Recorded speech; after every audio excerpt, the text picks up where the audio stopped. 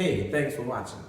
Today, we're gonna go over the song, When My Dreamboat Comes Home. This song was, not sure who it was written by at this point, but I know that it was made pretty popular by Fats Domino, among some other great musicians. And this is one of the New Orleans standards. You can find people playing this on gigs all over the city of New Orleans. So what we're gonna do today is we're gonna do When My Dreamboat Comes Home in the key of B flat major.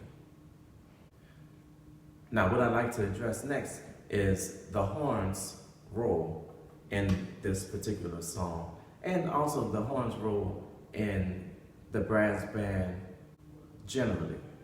So generally, whichever instrument has the highest pitch and can be heard the clearest among the wind instruments is usually the instrument that's going to play the lead or the melody.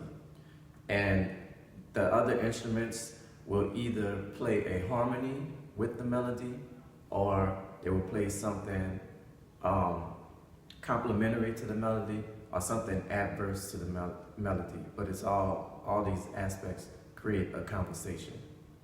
Now, if you don't know what a melody is the main line of the song. So for instance, when my dreamboat comes home, this is the melody.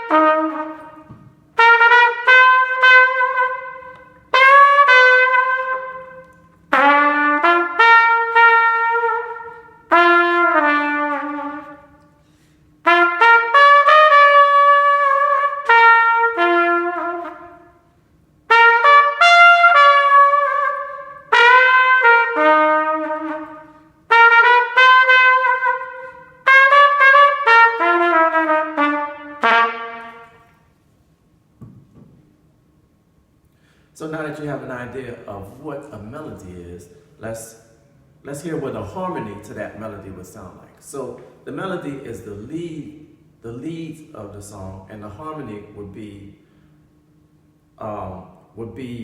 almost like the melody. It would be like mostly the same rhythms as the melody, but it would be a different note than the melody. So the notes would sound good together as the rhythms are in sync with each other. So an example of a harmony would sound like this.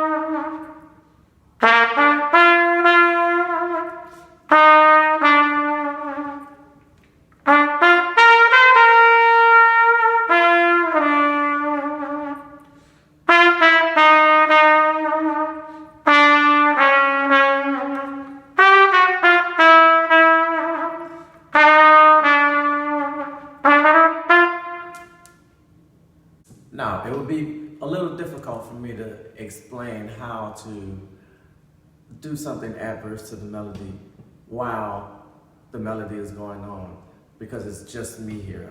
I would kind of need somebody else here to play along with. And maybe I'll shoot another video a little later to give some examples of that. So now that you have the melody, you have a harmony, let's talk about what do we do with this when we're playing this song. So what we want to do is we want to always play the melody twice if it's a short melody. This melody would be considered a short melody. So we would play the whole thing 2 times. After we play that 2 times, we have a few options. We can either play 1 or 2 choruses of collective improvisation, and that's when everybody is having a conversation and whoever was playing the melody will make statements from the melody and mix it in with some ad-libbing or improvisation. And everyone else in the horn section would communicate with whatever the lead player is saying or playing. Right now, I'll try to give you an example of what the lead in a collective improv situation would sound like. Right? One.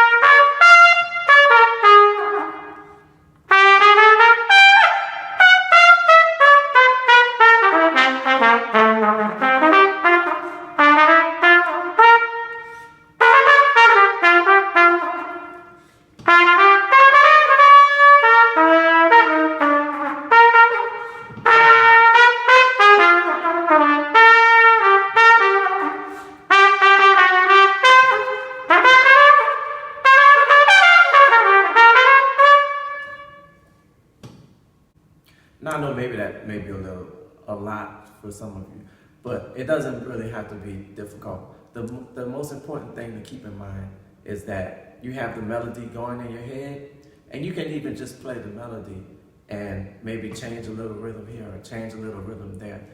Like, think about, if you can always think about people dancing while you're playing, and you play the melody with that in mind, usually that will lead you in the right direction.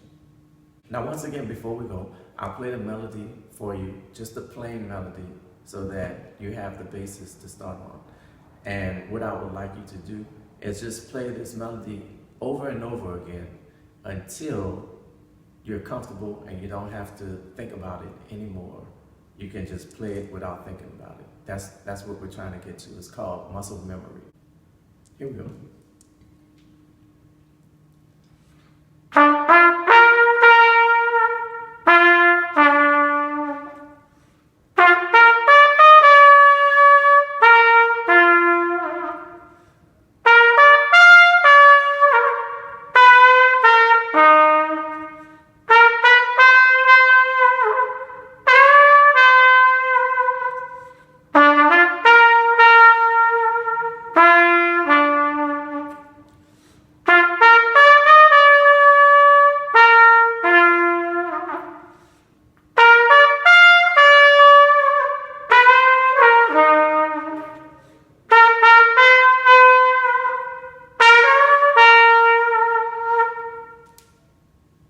I'd like for you to practice that for a minimum of 10 minutes daily.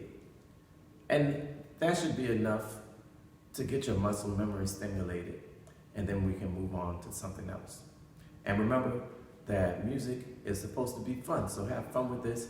And if you don't sound as good as you think you should sound when you're practicing, don't get discouraged, because practicing should never sound good. And once it starts to sound good, then it's time for you to move on to some more difficult and more challenging material. Not too challenging, but just like slightly uncomfortable. That's the space that you kind of want to remain in when you're practicing and mastering what you're doing. So with that said, see you in the next video.